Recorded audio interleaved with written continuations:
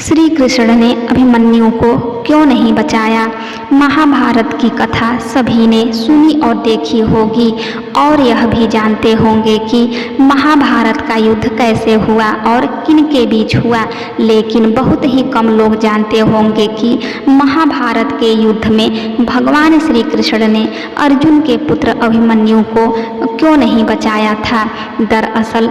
आज हम आपको इसके बारे में बताने जा रहे हैं कि धर्म की रक्षा करने वाले भगवान श्री कृष्ण ने युद्ध में अभिमन्यु को क्यों नहीं बचाया, क्योंकि अभिमन्यु बहुत ही कम उम्र के थे जब उन्होंने इस युद्ध में भाग लिया था और वो इस युद्ध में वीर गति को प्राप्त हुए थे। ऐसा माना जाता है कि जब पृथ्वी लोक पर दुराचार बढ़ जाता है तो भगवान किसी न किसी रूप में जन्म लेते हैं और ऐसा भी कहा जाता है कि भगवान का साथ देने के लिए सभी देवताओं को भी स्वयं या फिर अपने पुत्र के रूप में पृथ्वी लोक में जन्म लेना पड़ता है। बता दें कि द्वापर युग में दुष्टों का विनाश करने के लिए भगवान विष्णु ने श्री कृष्ण के रूप में जन्म लिया था और फिर ब्रह्मा जी ने सभी देवताओं को भी श्री कृष्ण की सहायता के लिए पृथ्वी लोक में जन्म के लिए आदेश दिया। ब्रह्मा जी के इस आदेश को पाते ही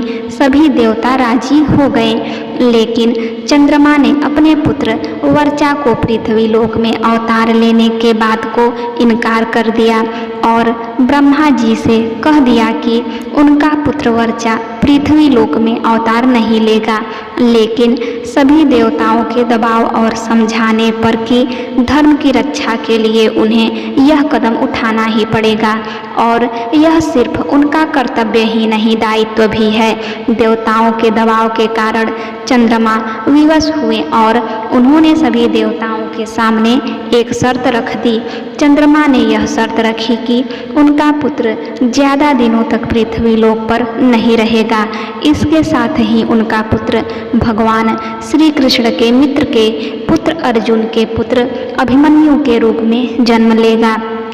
और वह भगवान श्री कृष्ण और अर्जुन के अनुपस्थिति में अकेला ही अपना पराक्रम दिखाकर वीर गति को प्राप्त करेगा, जिससे तीनों लोकों में उसके पराक्रम की चर्चा होगी। चंद्रमा के इस शर्त के आगे सभी देवता विवश हुए और फिर चंद्रमा के पुत्र वर्चा ने महारथी अभिमन्यु के रूप में जन्म लिया